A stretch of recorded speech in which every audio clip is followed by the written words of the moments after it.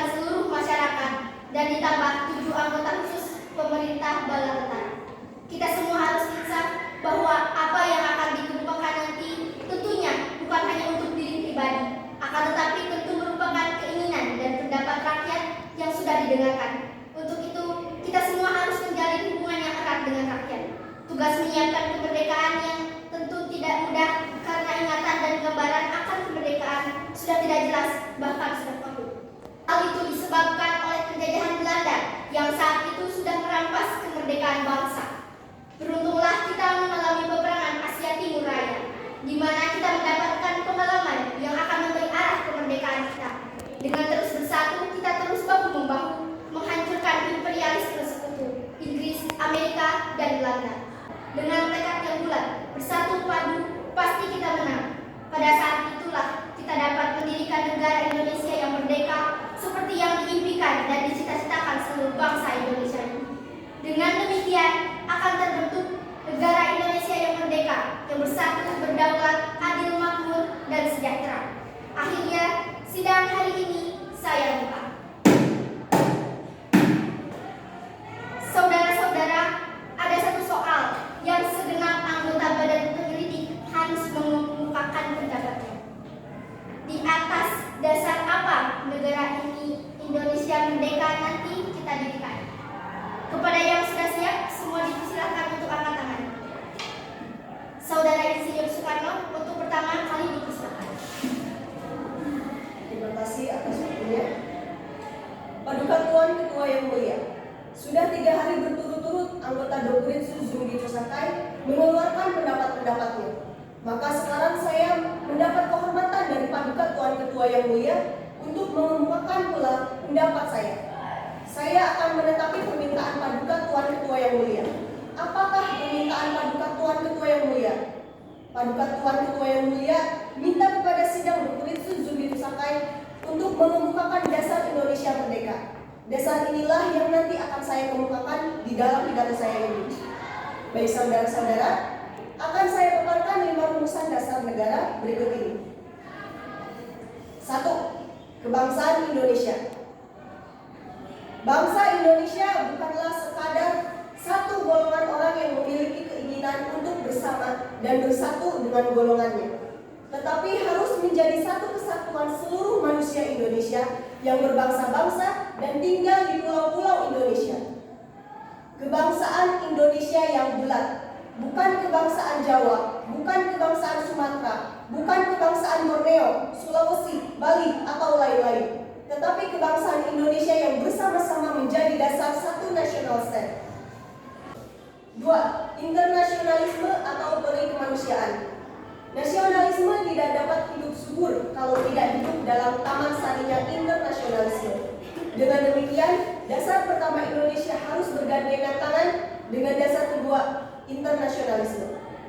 Saya seorang nasionalis, tetapi kebangsaan saya adalah peri kemanusiaan. 3. Mufakat atau demokrasi. Negara Indonesia bukan satu negara untuk satu orang, bukan satu negara untuk satu golongan. Walaupun golongan kaya, tapi kita mendirikan semua buat semua, satu buat semua, semua buat satu. Saya yakin bahwa syarat yang mutlak untuk kuatnya negara Indonesia ialah permusyawaratan perwakilan rakyat. 4. Kesejahteraan sosial. Di Amerika ada suatu badan perwakilan rakyat, dan tidakkah di Amerika kaum kapitalis merajalela?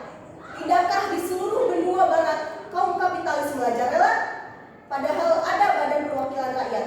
Karena inilah demokrasi yang dianut tidak hanya berkaitan dengan politik, tetapi berkaitan dengan kesejahteraan sosial dan ekonomi.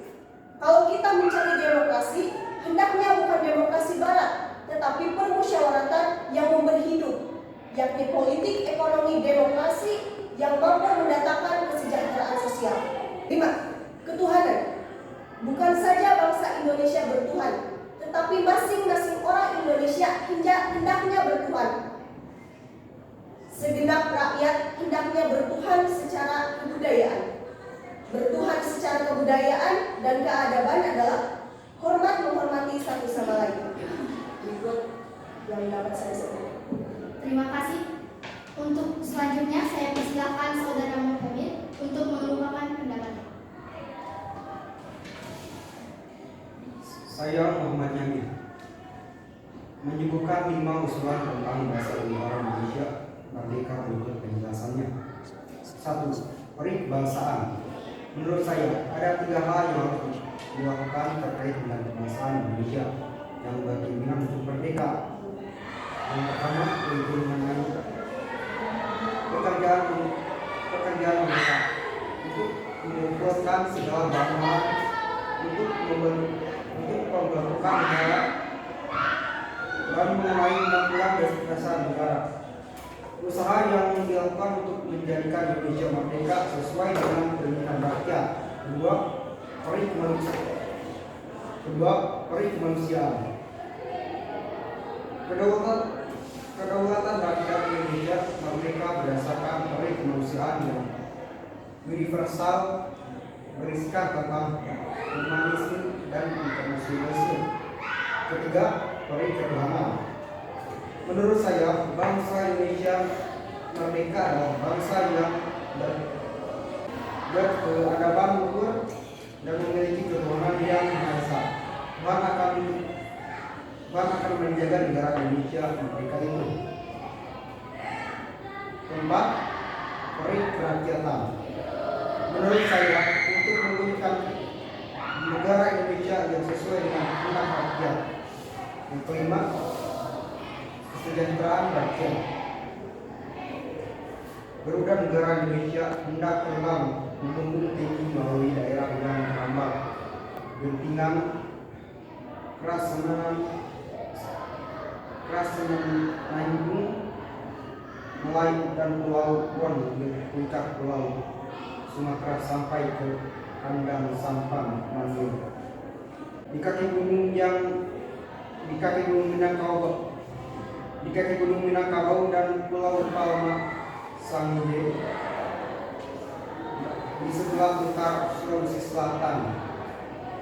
Sekian yang saya sampaikan. Terima kasih. Terima kasih. Untuk selanjutnya saya persilahkan Saudara Supomo untuk mengemukakan pendapatnya. Saya Supomo sebagai pakar hukum, syarat berdirinya suatu negara berdasarkan konstitusi. Syarat pertama adalah daerah. Yang kedua, rakyat sebagai warga negara. Artinya, siapapun yang memiliki kebangsaan Indonesia, maka dengan sendirinya bangsa Indonesia asli.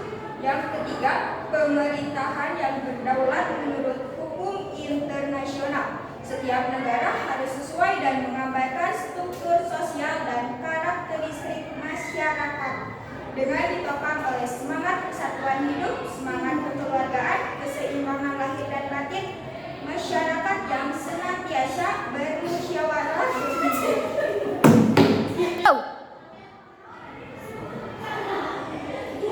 Setiap negara harus sesuai dan menggambarkan struktur sosial dan karakteristik masyarakat dengan ditopang oleh semangat persatuan hidup, semangat kekeluargaan, keseimbangan lahir dan batin masyarakat yang senantiasa bermusyawarah demi menyelenggarakan keinsyafan keadilan rakyat. Saya Supomo mengajukan 5 dasar yaitu 1. Persatuan. Persatuan menurut saya adalah persatuan hidup, persatuan kawula dan gusti, persatuan antara dunia luar dan dunia batin, antara mikrokosmos dan makrokosmos, antara pemimpin dan rakyatnya. Yang kedua, kekeluargaan. Karakteristik sosial bangsa Indonesia adalah kekeluargaan, sehingga hal ini perlu menjadi dasar bagi Indonesia merdeka. Dalam tanda kutip, kebudayaan Barat. Menurut saya, orang Barat berpegang pada prinsip perseorangan atau individualisme yang menyebabkan bangsa Eropa pada keangkamurkaan. Ia dapat bersaing dengan sangat keras dan saling menjatuhkan. Sementara orang Timur tidak kenal dengan individualisme. Yang ketiga, keseimbangan lahir dan batin.